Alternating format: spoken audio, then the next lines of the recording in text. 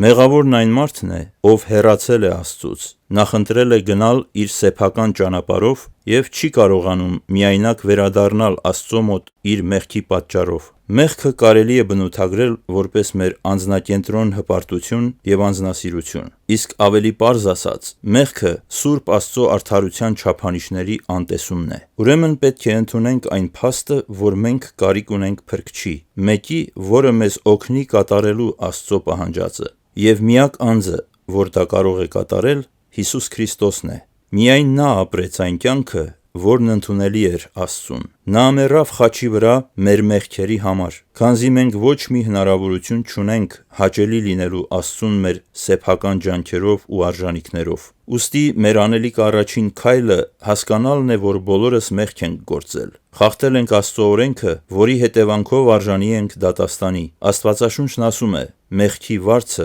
մահն է» (Հռոմեացիս 6:23)։ Այնուհետև, երբ մարդը տեսնում է իր անհուսալի վիճակը և հասկանում, որ Հիսուս Քրիստոսը կարող է օգնել, հաջորդ քայլը պիտի լինի Հիսուսին անհատապես սրտի մեջ ընդունելը, քանզի Աստծո ձրի պարգևը հավիտենական կյանքն է մեր Տեր Հիսուս Քրիստոսի միջոցով (Հռոմեացիս 6:23)։ Ընդունելով Հիսուսին որպես Փրկչի, դրանով իսկ մարդը ընդունում է Աստծո պարգևը։